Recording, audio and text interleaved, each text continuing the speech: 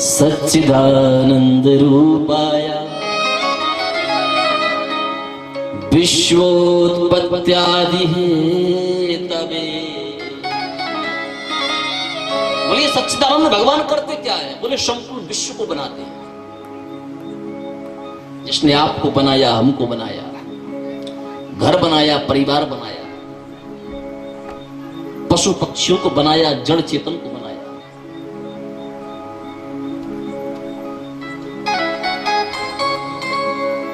ताप तीन प्रकार के तापों का जिसने नाश किया, ऐसे भगवान श्री कृष्ण के चरणों में हम कोटि कोटि प्रणाम करते।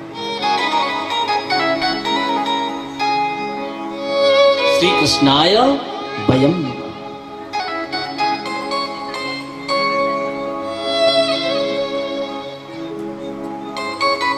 प्रणाम करना भी एक भक्ति है, पर आजकल के लोगों को प्रणाम करने में भी शर्म आती है।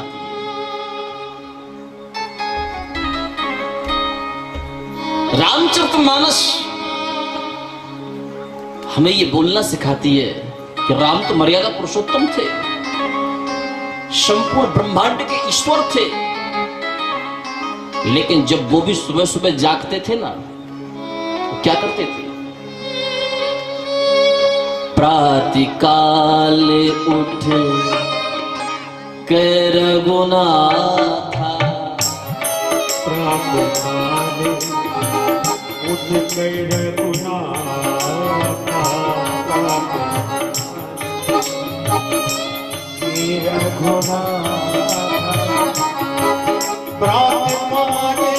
उठ कर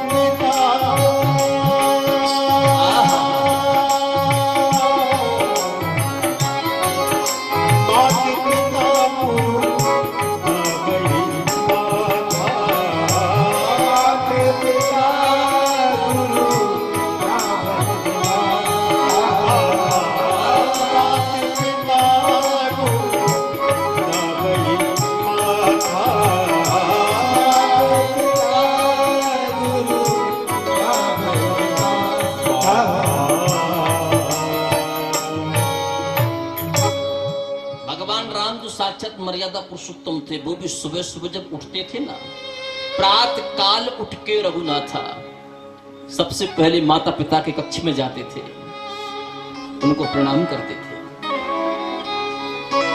फिर अपने गुरु के पास जाते थे, फिर उनको प्रणाम करते थे, उसके बाद अपने शेष काम करते थे। पर आजकल के बच्चों से पूछो, क्या आप अपने माता पिता को प्रणाम करते हो?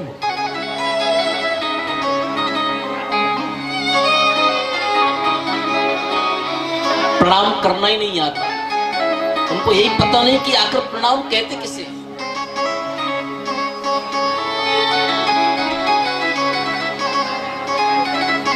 जिस व्यक्ति ने अपने जीवन में प्रणाम की परिभाषा को समझ लिया,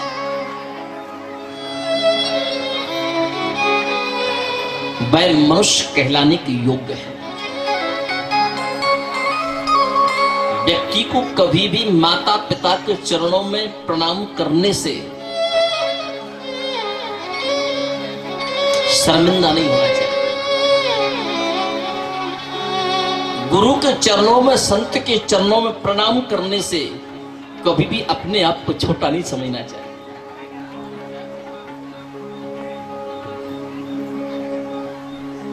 जो व्यक्ति निरंतर माता पिता के चरणों में प्रणाम करता है और उनका आशीर्वाद लेता है, वो व्यक्ति एक दिन सर्वश्रेष्ठ होगा।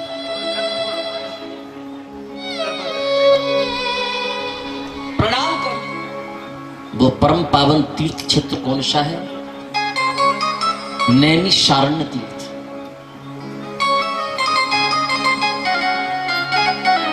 उस नैमिषारण्य में 88,000 महात्मा बैठे हैं। जहां पर एक साथ 88,000 महात्मा उपस्थित हो जाएं, उनको शौनक ऋषि कहते हैं।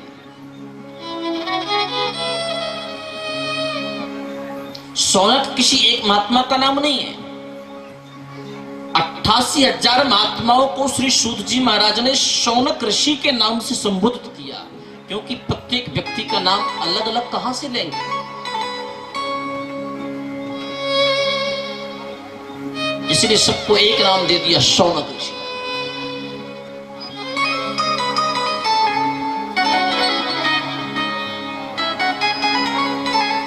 और जो 88,000 महात्मा है ना, उनकी आयु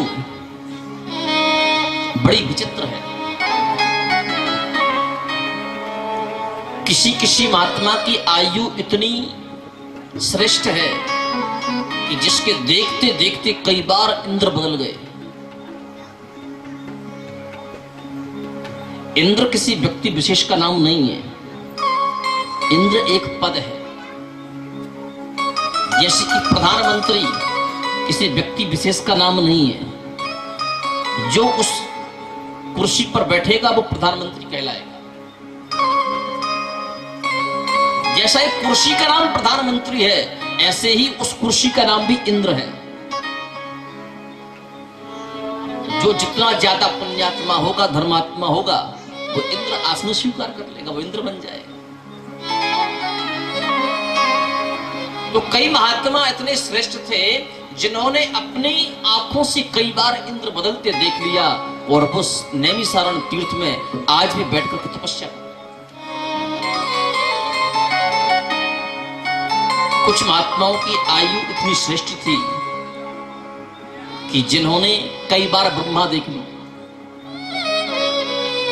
और वो भी उस नैमिसारण तीर्थ में 88,000 महात्माओं के बीच में बैठे।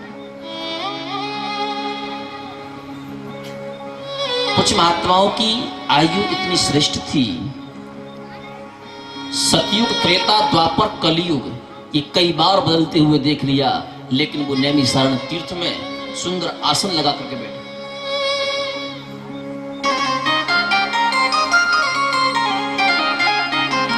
ऐसे ऐसे महात्माओं के मध्य में एक 20 वर्ष के बालक का आगमन।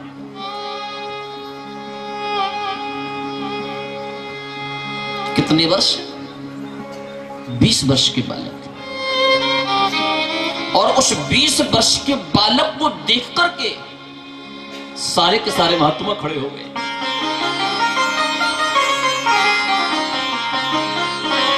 उस 20 वर्ष के बालक को बड़ा संशय हुआ कि मैं तो केवल 20 वर्ष का हूं, और ये सभी महात्मा जिनकी आयु में कई बार ब्रह्मा बदल गए, कई बार इंद्र बदल गए, कई बार सतयुग, त्रेता, द्वापर, कलयुग बदल गए, लेकिन इतनी लंबी लंबी आयु वाले महात्मा मुझे देख करके खड़े क्यों हो रहे हैं? उस 20 वर्ष के बालक ने पूछ लिया, भैया आप हमको शर्मिंदा क्यों कर रहे हो? चलो खड़े होना एक अलग विषय है, लेकिन आप सब मुझे प्रणाम कर रहे हो, प्रणाम करने की भाषा में समझ नहीं पाया।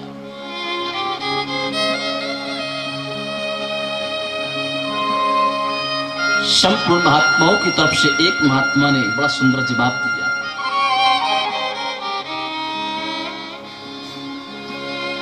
बाबा,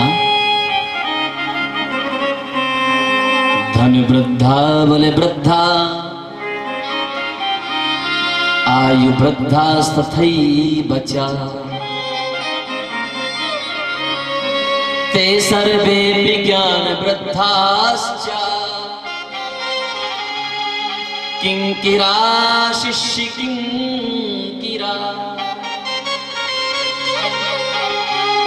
बाबा, धन वृद्धा, किसी व्यक्ति के पास अधिक धन होने से हम उसे धनवान कह सकते हैं, हम उसे लक्ष्मी पुत्र कह सकते हैं, लेकिन उसे हम श्रेष्ठ नहीं कह सकते। धनवान होना अलग विषय है और श्रेष्ठ होना अलग विषय है।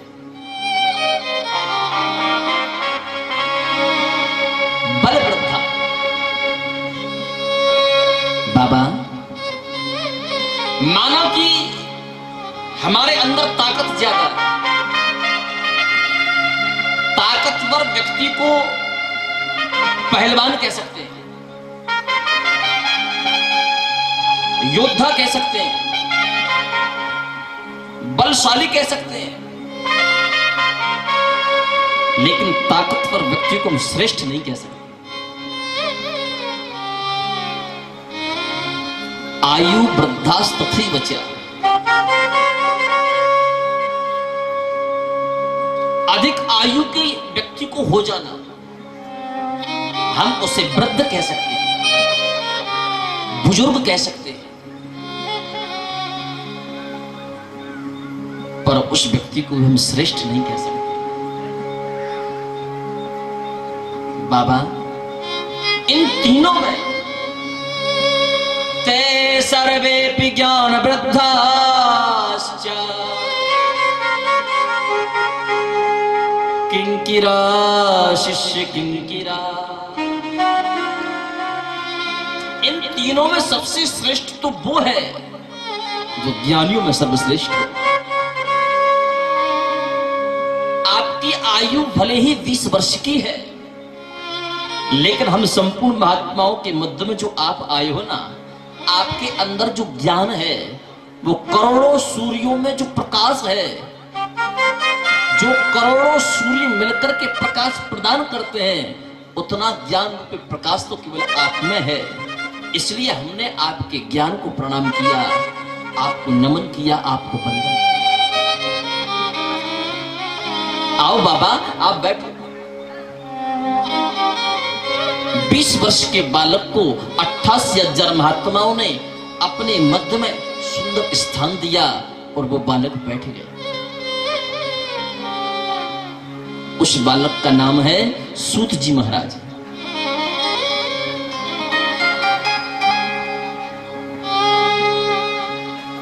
अट्ठासी 88,000 महात्माओं ने सूत जी महाराज से एक प्रश्न किया, कृष्ण प्राप्ति कर्म सस्वत साधनम तत्वदाधुना। हे बाबा, कृष्ण से मिलने का सबसे सरल साधन क्या है? 88,000 महात्माओं ने कुछ और नहीं पूछा।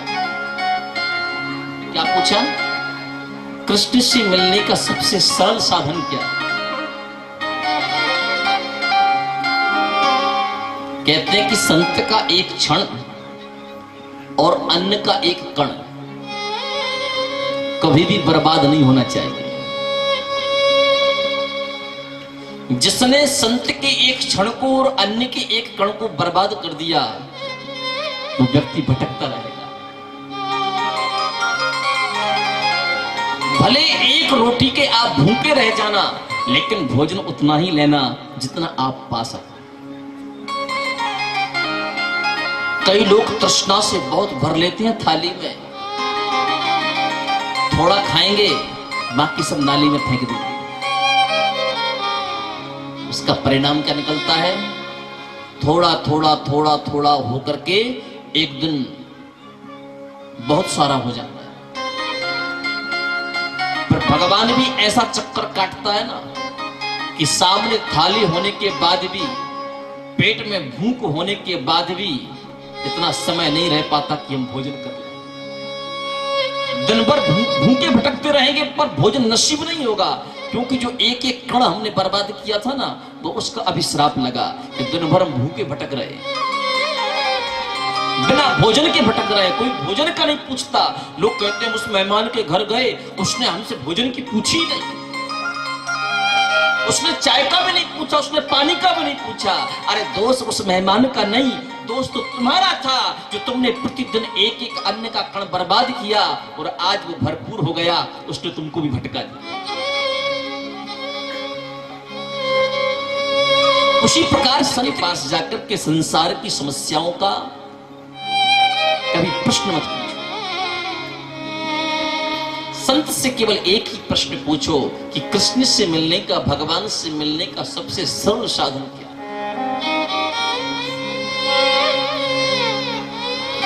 सूत जी महाराज ने कहा कि आपके इस प्रश्न का उत्तर देने से पहले हम अपने गुरु का ध्यान करना चाहते हैं। बोले आपके गुरु कौन है? सूत जी महाराज बोल पड़े, परीक्षिते कथा वक्तुं सभायां संस्तुते शुके सुधा कुंभं गृहीत्वैवा देवास्तत्र समागमन्। मानो श्री सूत जी महाराज जी कहना चाहते हैं कि एक बार हमारे परम आराध्य श्री गुरुदेव राजा परीक्षित को कथा सुना रहे थे एक गंगा के पावन तट पर। आकाश मार्ग से देवता लोग निकले। देवताओं ने देखा कि एक नदी के किनारे एक महात्मा इतने लोगों को कथा सुना रहा है, जरा चल करके देखें आखिर इस कथा में है क्या। आप लोगों से एक बात कहूं, जो भागवत का ये पांडाल बना है ना, इसमें केवल